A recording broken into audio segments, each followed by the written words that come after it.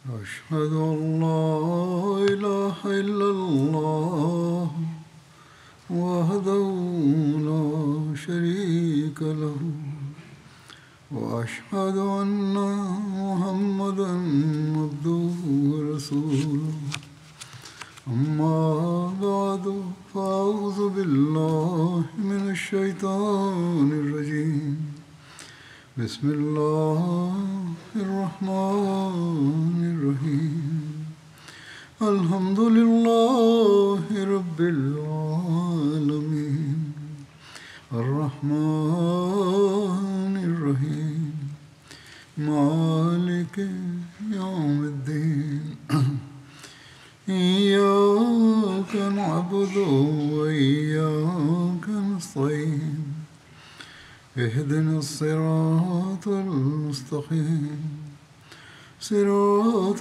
الذين أنعمت عليهم غير المغضوب عليهم ولا الضالين.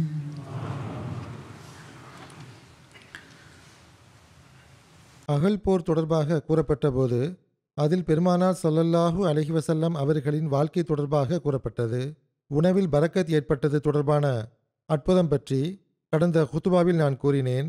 அதேபோன்று பேரித்தம்பழங்களில் பரக்கத் ஏற்பட்ட சம்பவமும் காண கிடைக்கிறது. கொஞ்சமாக இருந்த பேரித்தம்பழங்களை அகல் தோன்றக்கூடிய அனைவரும் உண்டார்கள் என்று எழுதப்பட்டுள்ளது. அதை பற்றிய விவரம் இவ்வாறு எடுத்துரைக்கப்பட்டுள்ளது. அகல் போர் தொடர்பான ஓர் அறிவிப்பில் வருகிறது. ஹஸ்ரத் பஷீர் பின் சாத் அவர்களின் மகள் எடுத்துரைக்கிறார்கள். என் தாயார் அம்ராஹ் பின் ரவாஹா எனது ஆடையில் கொஞ்சம் பேரித்தம்பழங்களை வைத்து, மகளே, இதை தந்தையிடமும் மாமாவிடமும் கொடுத்து இது உங்களுக்கான காலை உணவாகும் என்று கூறிவிடு என்றார்கள். நான் அந்த பேரித்தம்பழங்களை வாங்கி கொண்டு சென்றேன். என் தந்தையையும் என் மாமாவையும் தேடியவாறு பெருமானார் ஸல்லல்லாஹு அலைஹி வஸல்லம் அவர்களை கடந்து சென்றபோது, சிறுமியே, உன்னிடம் என்ன பொருள் உள்ளது என்று அன்னார் கேட்டார்கள்.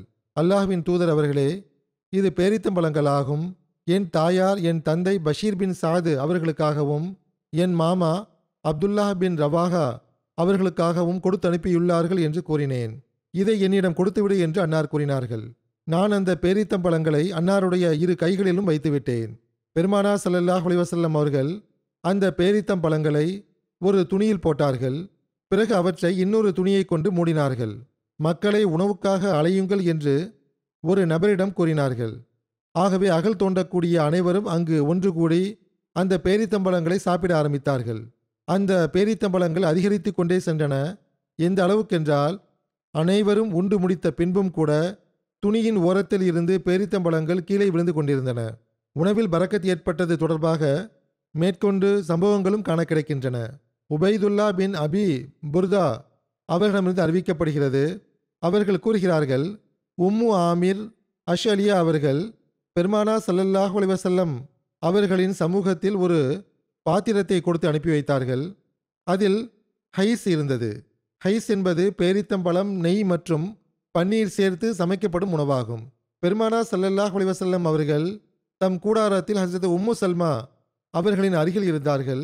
ஹஸ்ரத் உம்மு சல்மா அவர்கள் தம் தேவைக்கேற்ப அதிலிருந்து உண்டார்கள். பிறகு பெருமானார் ஸல்லல்லாஹு அலைஹி வஸல்லம் அவர்கள் அந்த பாத்திரத்தை எடுத்துக்கொண்டு வெளியே வந்தார்கள். அன்னாருடைய அறிவிப்பாளர் உணவுக்காக அழைத்தார். ஆகவே அகல்வாசிகள் அதை உண்டார்கள். எந்த அளவுக்கென்றால் அதன் மூலமாக அவர்கள் பசியை போக்கிக் கொண்டார்கள். அந்த உணவில் கொஞ்சம் கூட குறைவு ஏற்படாதது போன்று அது முன்பிருந்தது போன்று அப்படியே இருந்தது.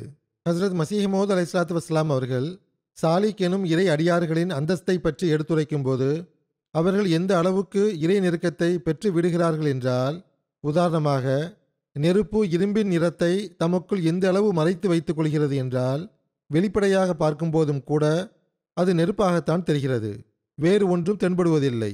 இந்த அந்தஸ்தை இறை சந்திப்பு என்பார்கள் என்று அன்னார் கூறிவிட்டு, அதேபோன்று சாலிக் எனும் இறை அடியார்களுக்கு கிடைக்கக்கூடிய இறை சந்திப்பு எனும் அந்தஸ்தை பற்றி எடுத்துரைத்தவாறு அன்னார் கூறுகிறார்கள், இறை சந்திப்பு எனும் இந்த அந்தஸ்தில் சில சமயங்களில் மனிதர் மூலமாக எவ்வாறான விஷயங்கள் வெளிப்படுகின்றனவென்றால் அது மனிதனுடைய ஆற்றல்களுக்கு மேலானதாக தெரிகிறது. அது இறை ஆற்றல்களின் பண்பை தமக்குள் வைத்திருக்கின்றது. உதாரணமாக, நம்முடைய தலைவரும் எஜமானரும் தூதர்களின் தலைவரும் நபிமார்களில் சிறப்பானவருமான ஸல்லல்லாஹு அலைஹி வஸல்லம் அவர்கள் பத்ர் போரில் கையளவு கற்களை காஃபிர்கள் மீது எறிந்தார்கள்.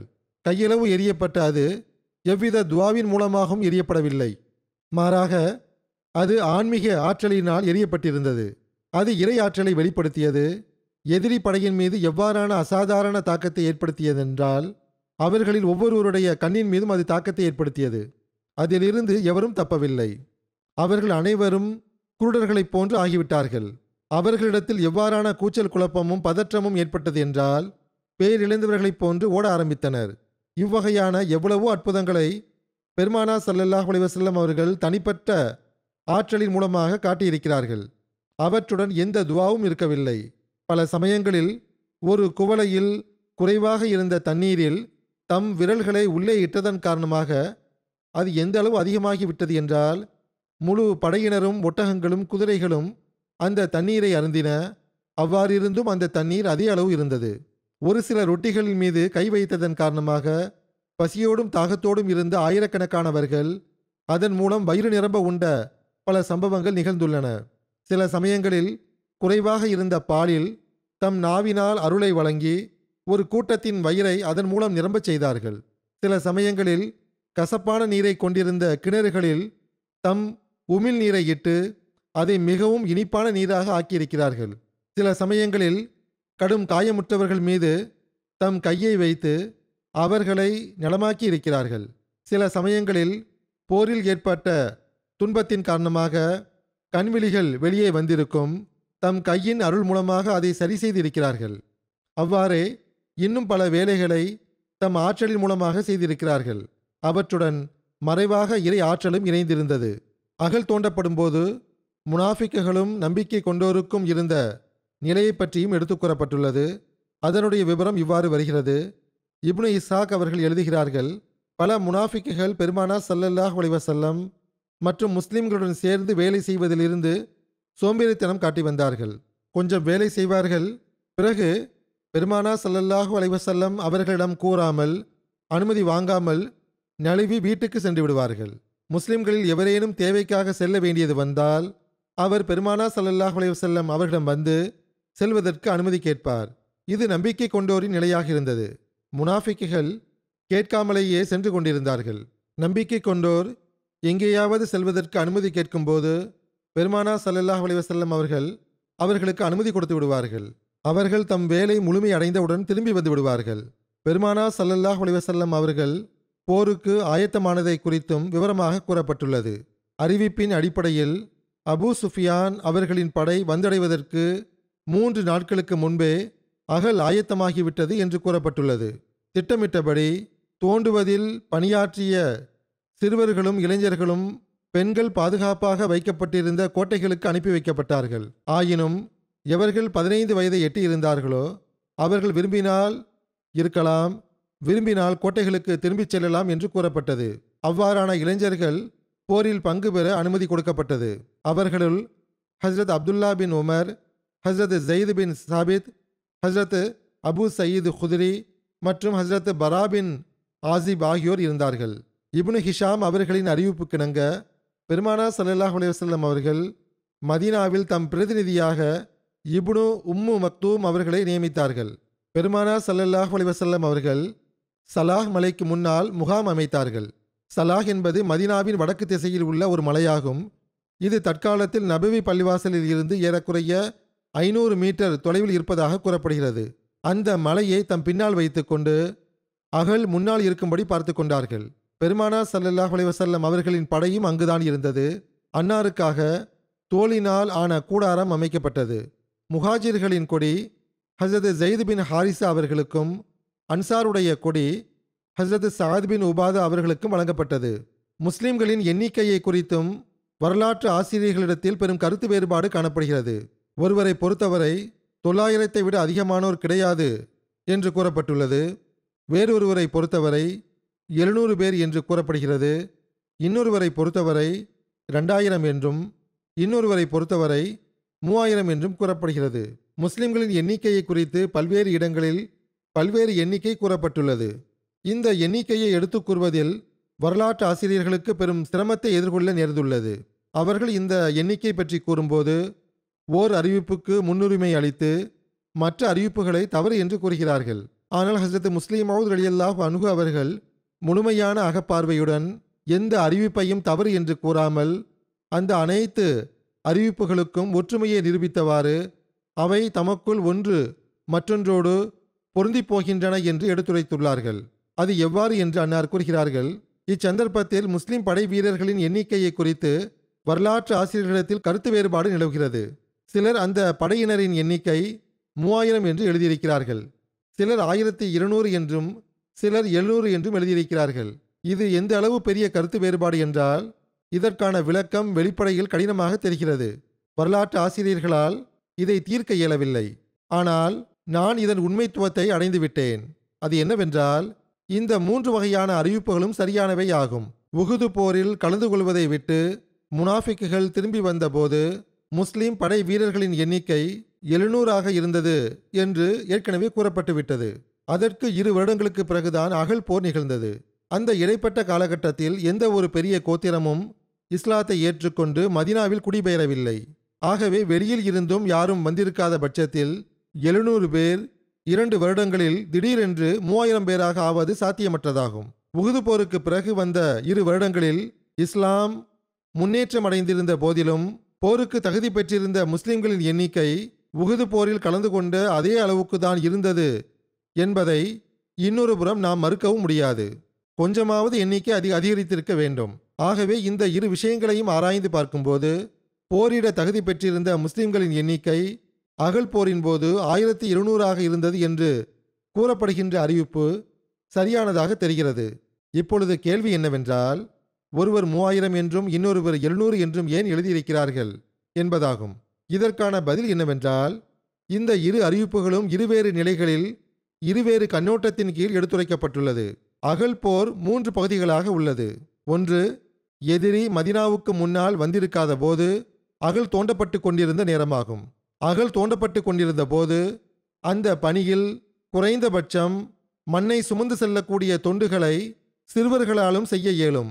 சில பெண்களாலும் இந்த பணிகளில் உதவி செய்திருக்க முடியும்.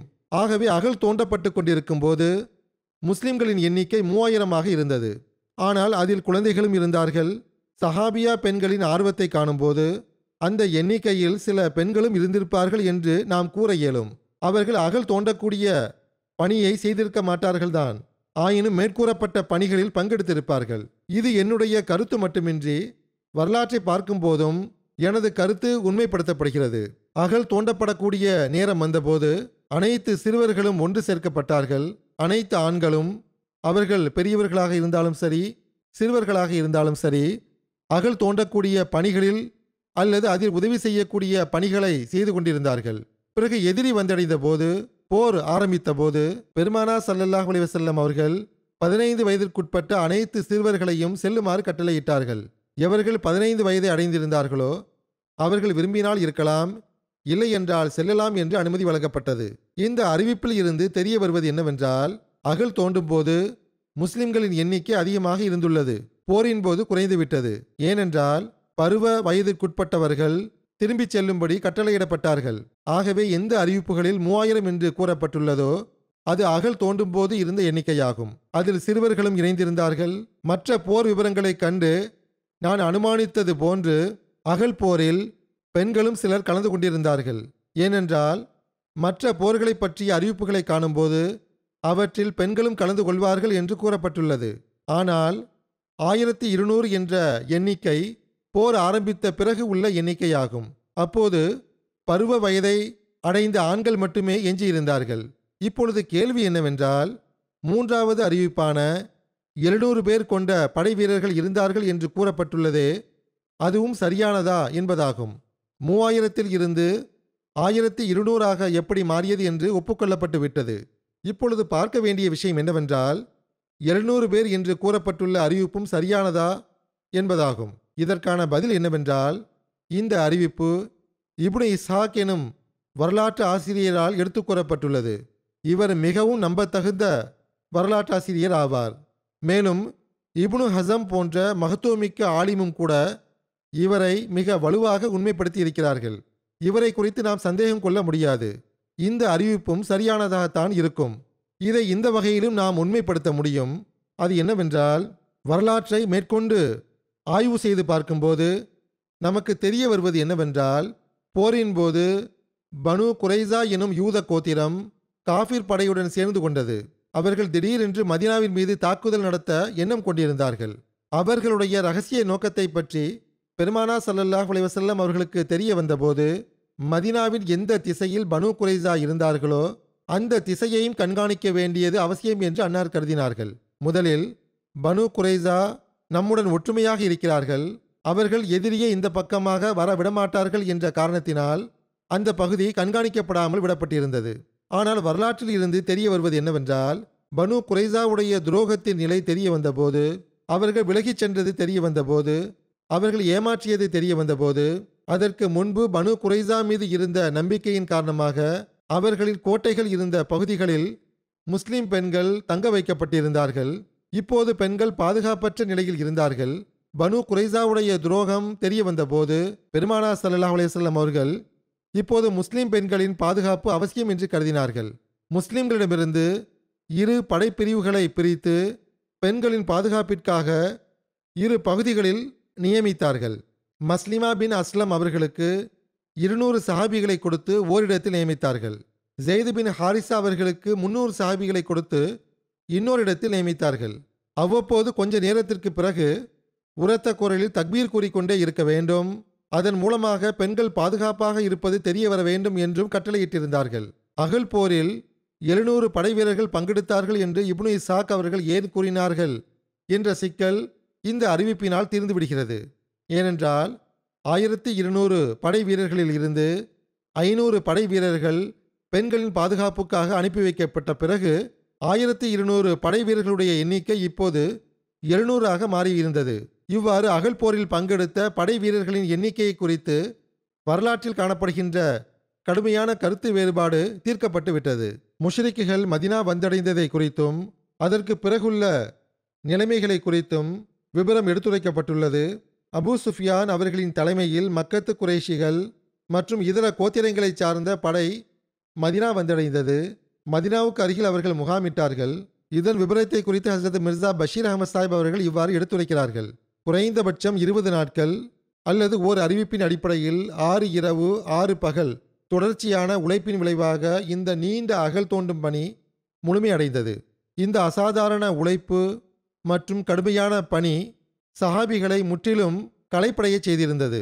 ஆனால் இங்கோ அகல் தோண்டும் பணி முழுமையடைந்த நேரத்தில் யூதர்கள் மற்றும் அரேபியாவின் முஷ்ரிக்குகளுடைய பெரும்படை தம் எண்ணிக்கை மற்றும் ஆற்றலின் ஆணவ மிதப்பில் மதினாவை வந்தடைந்திருந்தது. வந்தடைந்த உடனே முதலில் அபூ சுஃபியான் அவர்கள் உஹுது மலையை நோக்கி சென்றார். ஆனால் அந்த இடம் காலியாகவும் வெறிச்சோடியும் கிடப்பதை பார்த்துவிட்டு மதினா நகர் மீது தாக்குதல் தொடுப்பதற்கு பொருத்தமான இடத்தை கண்டறிந்து அந்த திசையை நோக்கி முன்னேறினார். ஆனால் மதினாவுக்கு முன்னால் அகல் தோண்டப்பட்டிருந்தது. காஃபிர்களுடைய படை முன்னேறி சென்றபோது தம் வழியில் அகல் தடையாக இருப்பதைக் கண்டு செய்வதறியாமல் திகைப்படைந்து விட்டது. ஆகவே அவர்கள் அகலை விட்டு விலகி திறந்த வெளியில் முகாம் அமைக்க வேண்டிய கட்டாயத்திற்கு ஆளானார்கள். இன்னொரு புறமோ காஃபிர்களின் படை வந்தடைந்த செய்தி அறிந்து பெருமானார் ஸல்லல்லாஹு அலைஹி வஸல்லம் அவர்களும் 3000 முஸ்லிம்களை அழைத்து கொண்டு நகரை விட்டு புறப்பட்டார்கள். அகலுக்கு அருகில் வந்தடைந்து நகருக்கும் அகலுக்கும் இடையில் சலாஹ் மலையை தம் பின்புறத்தில் இருக்குமாறு பார்த்து கொண்டு முகாம் அமைத்தார்கள். அந்த அகல் அதிக அகலமானதாக இருக்கவில்லை. அதன் சில பகுதிகள் எப்படிப்பட்டதாக இருந்தனவென்றால், உறுதியான சாதுரியமான படை வீரர் அதை தாண்டி சென்று நகரை நோக்கி முன்னேற இயலும். அதேபோன்று மதினாவின் சில பகுதிகளில் அகல் தோண்டப்பட்டிருக்கவில்லை. ஏனென்றால் அங்கு வீடுகளும் தோட்டங்களும் ஒழுங்கற்ற முறையில் இருந்த மலைகளும் அங்கு தடைச்சோறாக இருந்தது. அந்த பகுதிகளையும் பாதுகாப்பது அவசியமானதாக இருந்தது. ஏனென்றால் எதிரி அந்த பக்கமாக வந்து வீடுகளுக்கு சேதத்தை ஏற்படுத்தியோ அல்லது வேறு ஏதேனும் நுட்பமான வழிமுறையை கையாண்டோ குறைந்த எண்ணிக்கை கொண்ட நபர்கள் வரிசையாக நகரின் மீது தாக்குதல் நடத்திவிடக்கூடாது. ஏனென்றால் எதிரி அந்த பக்கமாக வந்து வீடுகளுக்கு சேதத்தை ஏற்படுத்தியோ அல்லது வேறு ஏதேனும் நுட்பமான வழிமுறையை கையாண்டோ குறைந்த எண்ணிக்கையை கொண்ட நபர்கள் வரிசையாக நகரின் மீது தாக்குதல் நடத்திவிடக்கூடாது என்பதற்காக. ஆகவே பெருமானார் ஸல்லல்லாஹு அலைஹி வஸல்லம் அவர்கள் சஹாபிகளை பல்வேறு குழுக்களாக பிரித்து அகலுடைய பல்வேறு பகுதிகளிலும் மதீனாவின் மற்ற இடங்களிலும் காவல் காப்பதற்காக கண்காணிப்பு மையங்களை அமைத்தார்கள். இரவாக இருந்தாலும் சரி, பகலாக இருந்தாலும் சரி, காவல் பணியில் இருக்கக்கூடிய இந்த குழு ஒருபோதும் கவனமற்று இருக்கக்கூடாது என்று வலியுறுத்தி கூறியிருந்தார்கள். இன்னொரு புறமோ அகல் தடையாக இருந்ததன் காரணமாக திறந்த வெளியில் முறையாக போர் செய்வதற்கோ அல்லது நகரின் மீது தாக்குதல் நடத்துவதற்கோ சாத்தியம் இல்லாமல் இருப்பதை காஃபிர்கள் கண்டபோது அவர்கள் மதீனாவை சுற்றி முற்றுகை அமைத்திருந்தார்கள். மேலும் அகல் தோண்டப்பட்டிருந்த இடங்களில் பலவீனமான பகுதிகளை கண்டறிந்து அவற்றிலிருந்து பயன்பெறுவதற்கு சந்தர்ப்பங்களை தேடிக்கொண்டிருந்தார்கள். எவ்வாறு இருப்பினும் அகலை தாண்டுவதில் எதிரிகள் தோல்வியடைந்த போது அவர்கள் சூழ்ச்சிகளை கையாள துவங்கினார்கள். இதை பற்றிய விவரம் வரலாற்றில் இவ்வாறு கூறப்பட்டுள்ளது. முஷ்ரிக்குகள் மதீனாவை நாலாபுரத்திலிருந்தும் முற்றுகையிட்டிருந்தார்கள் தான். ஆயினும் முழு முயற்சிக்கு பிறகும் கூட அவர்களால் அகலுடைய எந்த பகுதியையும் தாண்ட முடியவில்லை. அதேபோன்று முஸ்லிம்கள் மீது அவர்களால் பகிரங்கமாக தாக்குதலும் நடத்த இயலவில்லை. இந்த இயலாத, ஒன்றும் செய்ய முடியாத நிலையை கண்ட அபு சுஃபியான் அவர்களும் பனு நசீர் கோத்திரத்தின் தலைவனான ஹுயை பின் அக்தபு போன்றவர்களும் இன்னொரு சூழ்ச்சி திட்டத்தை தீட்டினார்கள். அது என்னவென்றால், மதீனாவுக்குள் இருக்கும் யூத கோத்திரமான பனு குரைசாவிடம் சென்று அவர்கள் முஸ்லிம்களுடன் செய்து கொண்ட உடன்படிக்கையை முறித்து கொண்டு அவர்களை நம்முடன் இணையச் செய்துவிட வேண்டும். அவர்கள் உள்ளே இருந்து கொண்டு முஸ்லிம்கள் மீது தாக்குதல் நடத்த வேண்டும். இதற்கு அவர்களை எப்படியாவது சம்மதிக்க வைக்க வேண்டும் என்று திட்டம் தீட்டினார்கள். ஆகவே இந்த அபாயகரமான சூழ்ச்சியை செயல்படுத்துவதற்காக பனு குரைசாவுடைய தலைவனான காபின் அசது கர்சியிடம் ஹுயை பின் அக்தப் சென்றான். ஆனால் ஹுயை பின் அக்தப் வந்திருக்கும் செய்தியை கேள்விப்பட்ட போது காபு கோட்டைகளின் கதவுகளை மூடிவிட்டான். உள்ளே நுழைவதற்கு ஹுயை அனுமதி கேட்டபோது கதவுகளை திறக்க முடியாது என்று காப் மறுத்துவிட்டான்.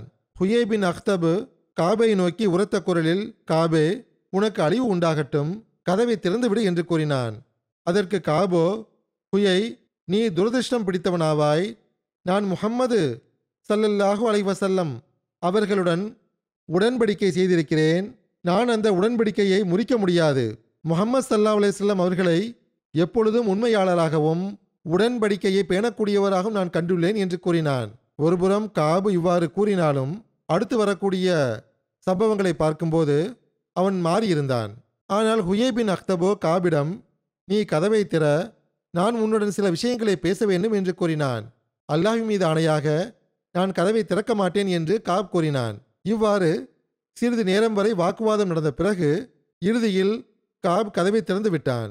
இறுதியில் காபு கோட்டை கதவுகளை திறந்தபோது ஹுயை அவனிடம், உனக்கு அழிவு உண்டாகட்டும், நான் உன்னிடம் காலத்தின் கண்ணியத்தையும் ஆர்ப்பரிக்கும் கடல் அலைகளைப் போன்ற படையையும் கொண்டு வந்துள்ளேன். உன்னிடம் குரேஷியர்களின் தளபதிகளையும் தலைவர்களையும் கொண்டு வந்துள்ளேன் என்று கூறிவிட்டு மதீனாவின் நாலாபுரமும் முஸ்லிம்களை முற்றுகையிட்டிருந்த படையினரின் கோத்திரங்களை பற்றிய விவரங்களை எடுத்துக் கூறினான். முஹம்மது ஸல்லல்லாஹு அலைஹி வஸல்லம் அவர்களையும் அவர்களின் தோழர்களையும் அழித்துளிக்காதவரை இங்கிருந்து நாம் செல்லக்கூடாது என்று எங்களுக்குள் நாங்கள் பரஸ்பர உடன்படிக்கை செய்துள்ளோம்.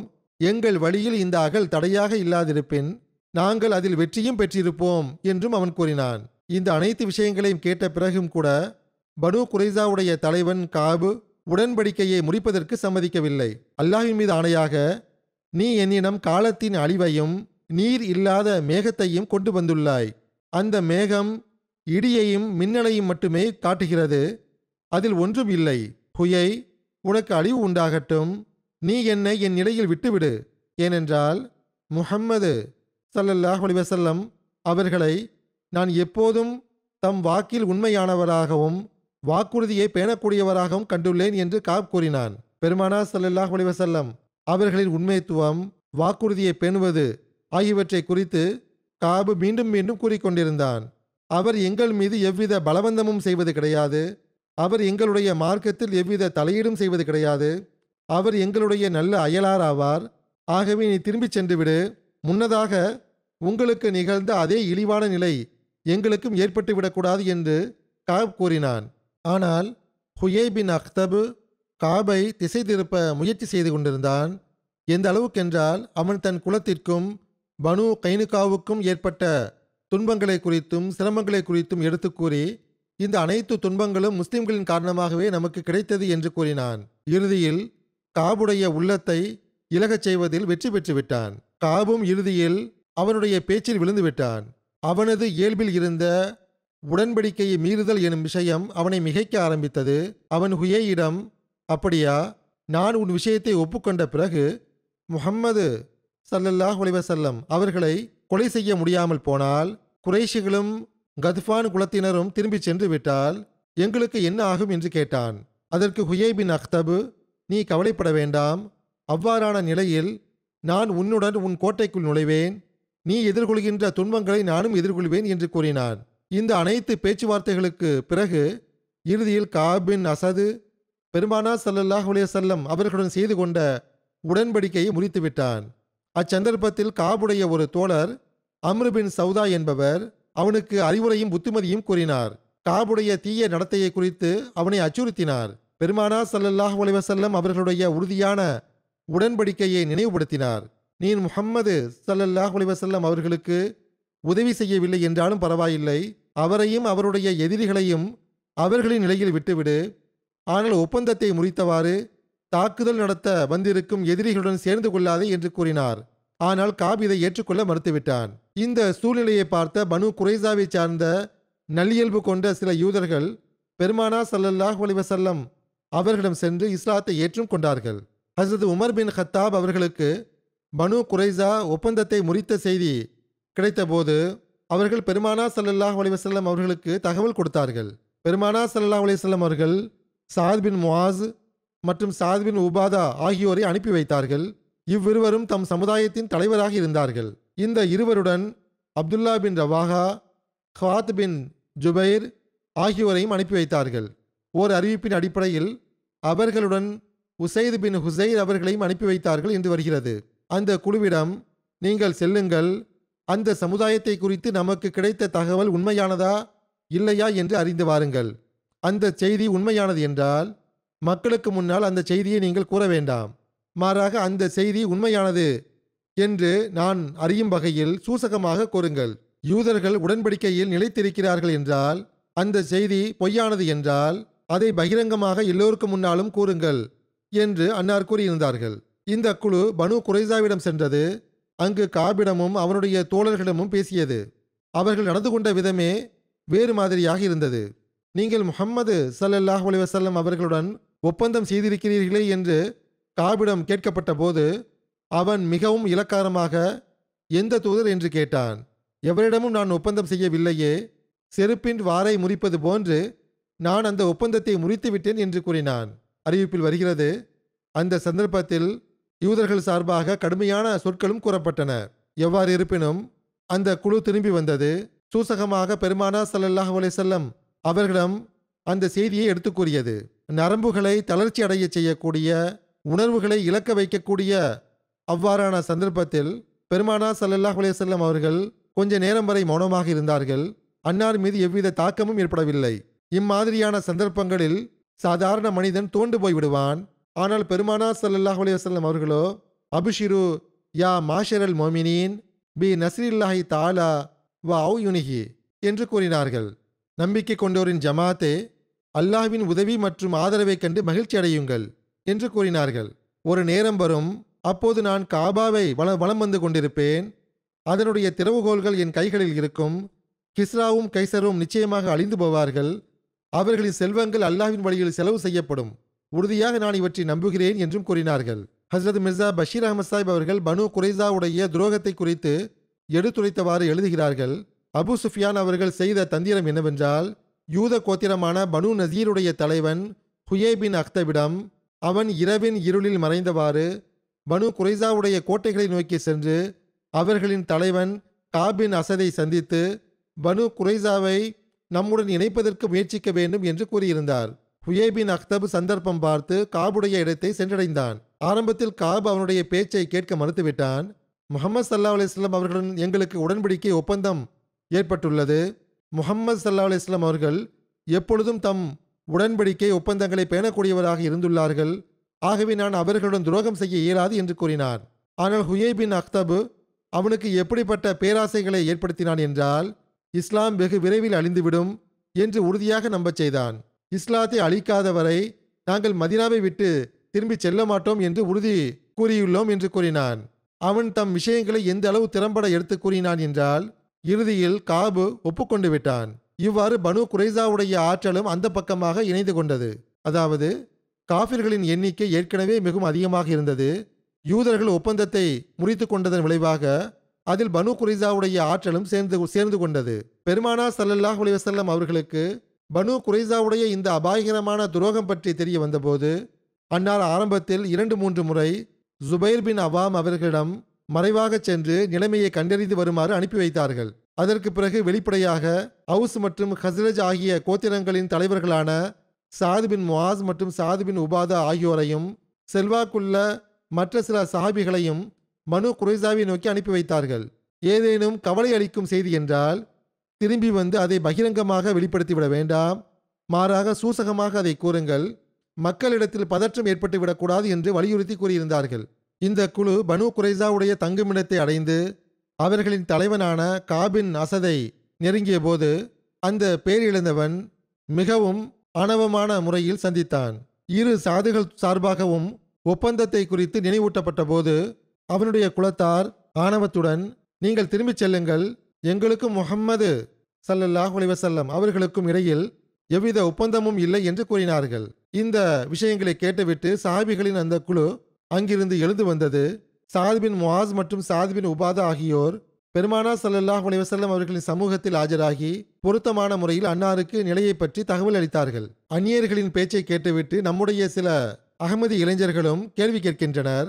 அதாவது அந்த சந்தர்ப்பத்தில் பனு குறைசா மீது ஏன் அநீதி இழைக்கப்பட்டது என்று கேட்கின்றனர். பனு குறைசா உடன்படிக்கையை முறித்திருந்தார்கள். ஆகவே அவர்களுக்கு அதற்கான தண்டனை வழங்கப்பட்டது. பெருமானார் ஸல்லல்லாஹு அலைஹி வஸல்லம் அவர்கள் சார்பாக அந்த மக்கள் மீது எவ்வித அநீதியும் இழைக்கப்படவில்லை. எவ்வாறு இருப்பினும் இதை பற்றிய மேற்கொண்டு விவரங்களும் உள்ளன. ஹஸ்ரத் முஸ்லிமோத் ரலியல்லாஹு அன்ஹு அவர்களும் மிகவும் விளக்கமாக இதை பற்றி எடுத்து கூறியிருக்கிறார்கள். இனி வரக்கூடிய காலத்தில் அது எடுத்து கூறப்படும் இன்ஷா அல்லாஹ். இன்று குத்தாம் அஹ்மதியாவின் இஸ்திமாவு ஆரம்பிக்கின்றது. குத்தாம் இதிலிருந்து முழுமையாக பயனடைய முயற்சி செய்யுங்கள். தொடர்ச்சியாக மழை பெய்து வரலாம் என்று வானிலை குறித்து முன்னறிவிக்கப்பட்டுள்ளது. எவ்வாறு இருப்பினும் அல்லாஹ் அருள் புரிவானாக. அவர்களின் நிகழ்ச்சிகள் நல்லபடியாக நடக்கட்டுமாக. இந்நாட்களில் குத்தாம் ஆன்மீக மற்றும் மார்க்க கல்வியின் தரங்களை அதிகரிப்பதற்கு முயற்சி செய்யுங்கள். எந்த துவாக்களின் பக்கம் துரூத் ஓதுவதின் பக்கம் நான் கவனம் ஊட்டினேனோ அதன் பக்கமும் இந்நாட்களில் குறிப்பாக கவனம் செலுத்துங்கள். மேலும் எப்பொழுதும் அதை ஓதி வாருங்கள். எல்லாவிதமான ஷைத்தானிய தாக்குதலிலிருந்தும் அல்லாஹ் எல்லோரையும் காப்பாற்றுவானாக. இன்று சில ஜனாசா காயிப் தொழுகையும் தொலை வைப்பேன். அவர்களை பற்றிய குறிப்பையும் எடுத்து கூறி விடுகின்றேன். முதல் குறிப்பு ரபுவாவை சார்ந்த மதிப்பிற்குரிய ஹபீபுர் ரஹ்மான் ஜீர்வி சாஹிப் அவர்களுடையதாகும். கடந்த நாட்களில் 73 வயதில் ஒஃபாத் ஆகிவிட்டார்கள். இன்னா லில்லாஹி வ இன்னா இலைஹி ராஜிஊன். அல்லாஹ்வின் அருளால் வசிய செய்திருந்தார்கள், வாழ்வை அர்ப்பணித்திருந்தார்கள்.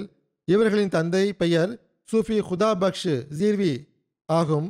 இவர்களின் குடும்பத்தில் இவர்களின் தந்தை சூஃபி ஹுதா பக்ஷ் ஜீர்வி சாய் மூலமாக அஹ்மதியத் வந்தது.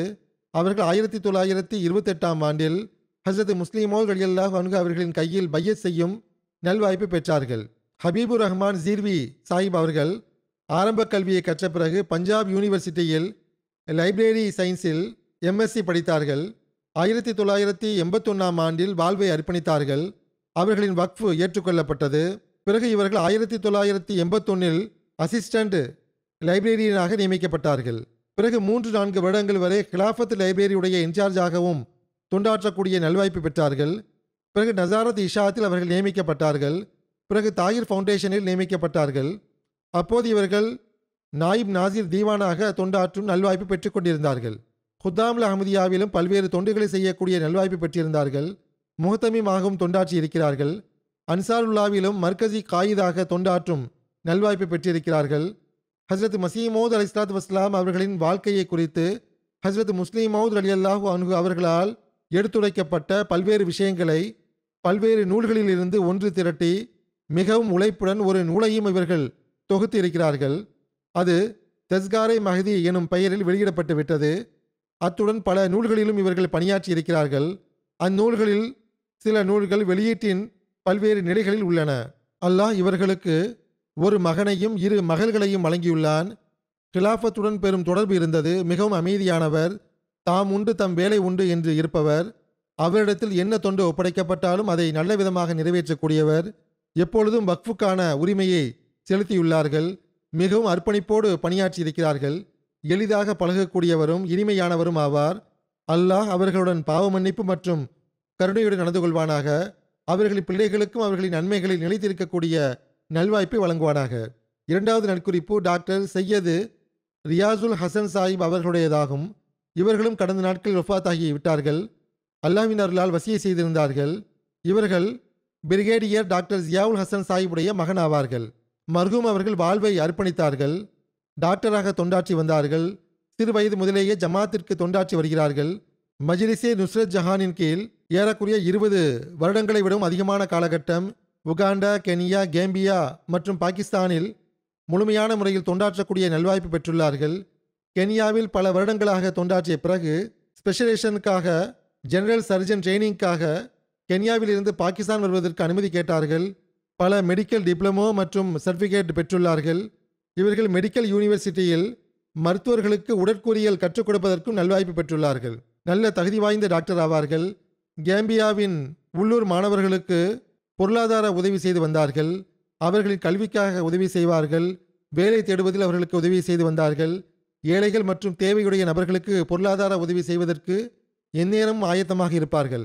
அவர்களிடத்தில் காணப்பட்ட ஒரு தனிச்சிறப்பு என்னவென்றால் மிகவும் துவா செய்யக்கூடியவராகவும் தஹஜ்ஜுத் தொழக்கூடியவராகவும் இருந்தார்கள். இளமை பருவத்தில் இருந்தே தஹஜ்ஜுத் தொழக்கூடிய பழக்கம் இருந்தது. அவர்களை அறிந்தவர்கள் பின்வருமாறு எழுதியுள்ளார்கள். மிக எளிதில் பழகக்கூடியவரும், நோயாளிகள் மீது உண்மையான அனுதாபம் காட்டக்கூடியவரும், பரிவு காட்டக்கூடியவரும், நேசிக்கக்கூடியவராகவும் இருந்தார்கள். உழைப்பாளியாகவும் உத்வேகம் கொண்டவராகவும் அல்லாஹ்வின் மீது நம்பிக்கை கொண்டவராகவும் திகழ்ந்தார்கள். துவா செய்யக்கூடியவராகவும் மக்கள் மீது பரிவு காட்டக்கூடியவராகவும் இருந்தார்கள். அவர்களுடைய இயல்பில் மிக அதிகமான பணிவும் தொண்டு செய்வதற்கான அளவற்ற ஆர்வமும் இருந்தது. மிகவும் இனிமையான பண்புகளை கொண்டவராக இருந்தார்கள். வாழ்வை அர்ப்பணித்தவர்களுக்கு மிகவும் கண்ணியம் அளித்து வந்தார்கள். அல்லாஹ் மர்ஹூமுடன் பாவ மன்னிப்பு மற்றும் கருணையுடன் நடந்து கொள்வானாக. மூன்றாவது நட்குறிப்பு ரபுவாவை சார்ந்த மதிப்பிற்குரிய புரொஃபசர் அப்துல் ஜலீல் சாதிக் சாஹிப் அவர்களுடையதாகும். இவர்கள் கடந்த நாட்களில் 80 வயதில் வஃபாத்தாகி விட்டார்கள். இன்னா லில்லாஹி வ இன்னா இலைஹி ராஜிஊன். இவர்களும் அல்லாஹ்வின் அருளால் வசியை செய்திருந்தார்கள். மர்ஹூம் அவர்கள் ரபுவாவை சார்ந்த குறைஷி அப்துல் கனி சாஹிப் அவர்களின் மகன் ஆவார்கள். இவர்களின் குடும்பத்தில் குஜராத் மாவட்டத்தைச் சார்ந்த கோலிக்கி எனும் இடத்தைச் சார்ந்த இவர்களின் பாட்டனார் ஹசரத் மியா குதுபுத்தீன் சாஹிப் அவர்கள் மூலமாகவும் டேரா காசி கானுடைய அமீர் ஜமாத்தாக இருந்த இவர்களின் தாய்வழி பாட்டனார் ஹசரத் மௌலவி முகமது உஸ்மான் சாஹிப் அவர்கள் மூலமாகவும் அஹ்மதியத் வந்தது. மர்ஹூம் ஜலீல் சாதிக் சாஹிப் அவர்கள் பொலிட்டிக்கல் சயின்ஸில் எம்ஏ படித்துள்ளார்கள். பிறகு 1964 தாலிமுல் இஸ்லாம் காலேஜில் ஆசிரியராக நியமிக்கப்பட்டார்கள். 1966 பிறகு ஆங்கிலத்தில் எம்ஏ முடித்தார்கள். பிறகு முறையாக தாலிமுல் இஸ்லாம் காலேஜில் ஆங்கிலத் துறையில் நியமிக்கப்பட்டார்கள். தொடர்ச்சியாக 39 ஆண்டுகள் ஆசிரியர் பணியில் தொண்டாற்றி வந்திருக்கிறார்கள். நானும் காலேஜ் படிக்கும்போது அவர்களுடைய மாணவனாக இருந்துள்ளேன். மிக அமைதியானவர், அன்பாக கற்றுக் கொடுக்கக்கூடிய ஆசிரியராக இருந்தார். மாணவர்களுடன் மிகவும் நல்ல தொடர்பு இருந்தது. மாணவர்களுக்கு கண்ணியம் அளிக்கக்கூடிய ஆசிரியராக இருந்தார். ஓய்வு பெற்ற பிறகு 2003 இவர்கள் வாழ்வை அர்ப்பணித்தார்கள். அவர்கள் சதர் அஞ்சுமன் அஹமதியாவின் தர்பியத் மற்றும் ரெக்கார்டு துறையினுடைய இன்சார்ஜாக நியமிக்கப்பட்டார்கள். பிறகு அங்கு அவர்கள் நாயிப் நாசிராக பணியாற்றி வந்தார்கள். பல்வேறு இடங்களில் மஜ்லிஸ் குதாமுல் அஹமதியாவின் முஹத்தமீதாக தொண்டாற்றக்கூடிய நல்வாய்ப்பையும் பெற்றுள்ளார்கள். பாகிஸ்தானுடைய உடல்நலத்துறையின் சதராகவும் இருந்துள்ளார்கள். பிறகு 1983 மர்கசி கசாவில் பாகிஸ்தானுடைய காசியாகவும் இருந்துள்ளார்கள். தம் வட்டாரத்தின் தலைமை பொறுப்பு வகிக்கக்கூடிய நல்வாய்ப்பையும் பெற்றுள்ளார்கள். இவர்களுக்கு 2 மகள்களும் 1 மகனும் உள்ளார்கள். மர்ஹூமை குறித்து எழுதக்கூடியவர்கள் பின்வருமாறு எழுதியிருக்கிறார்கள். எழுதக்கூடியவர்கள் மிகவும் சரியாகத்தான் எழுதியிருக்கிறார்கள். அது என்னவென்றால் மிகவும் நல்லியல்பு கொண்டவரும் இறை நேசருடைய பண்பை கொண்ட மனிதராகவும் இருந்தார்கள். பெரும்பாலும் அமைதியாக இருப்பதை விரும்புவார்கள். ஆனால் எப்பொழுது பேசினாலும் புரிந்து உணர்ந்து பேசுவார்கள். அளந்து பேசியது போன்று பேசுவார்கள். தூய குண இயல்பை கொண்டவரும் மென்மையானவரும் ஆவார்கள். பிறருடைய வேலையில் தேவையின்றி தலையிட மாட்டார்கள். எங்கு தேவை இருக்குமோ அங்கு நல்ல ஆலோசனையை வழங்குவார்கள். நல்ல பணிகளை ஊக்குவிப்பார்கள். எப்பொழுதாவது எவரிடமிருந்தாவது ஏதேனும் துன்பம் ஏற்பட்டிருந்தால் அதை பற்றி முறையிட மாட்டார்கள்.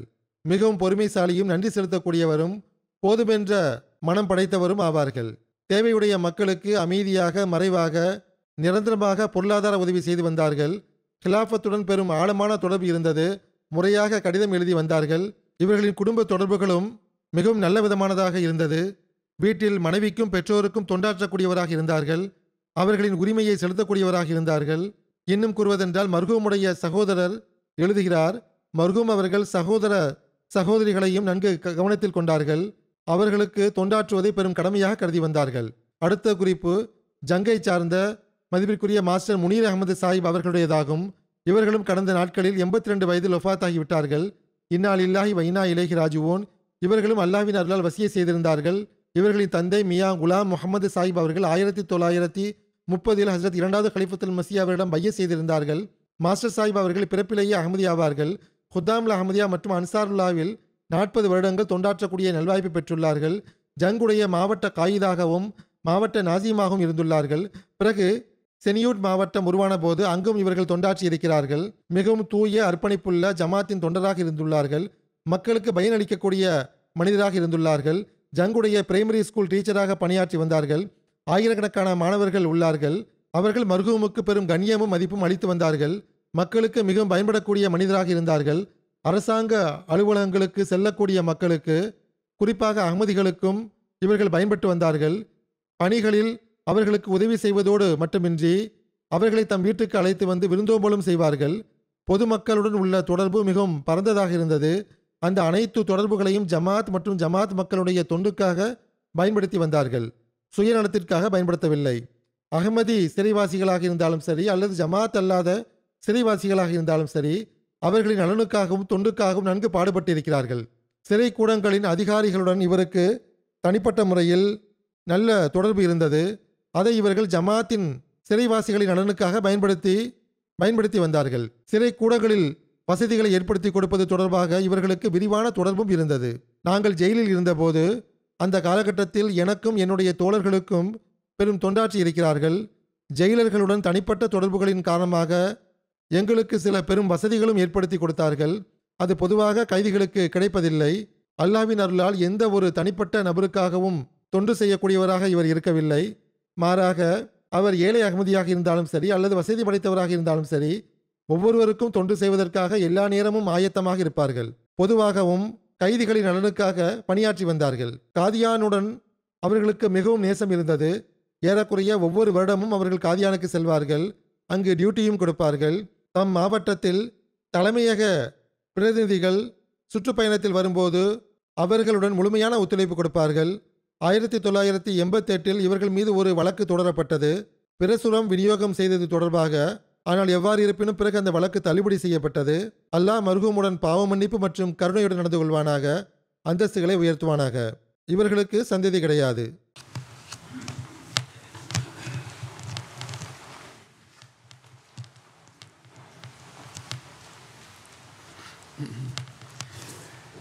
அல்ஹம்துலில்லாஹ் நஹ்மதுஹு வ நஸ்தஈனுஹு வ நஸ்தக்ஃபிருஹு வ நு'மினு பிஹி வ நதவக்கலு அலைஹி வ நஊது பில்லாஹி மின் ஷுரூரி அன்ஃபுஸினா வ மின் ஸய்யிஆத்தி அஅமாலினா மன் யஹ்திஹில்லாஹு ஃபலா முதில்ல லஹு ومن يضلل فلا هادي له ونشهد أن لا إله إلا الله ونشهد أن محمدا عبده ورسوله عباد الله رحمكم الله إن الله يأمر بالعدل والإحسان وإيتاء ذي القربى وينهى عن الفحشاء والمنكر والبغي يعظكم لعلكم تذكرون اذكروا الله يذكركم وادعوه يستجب لكم ولذكر الله أكبر.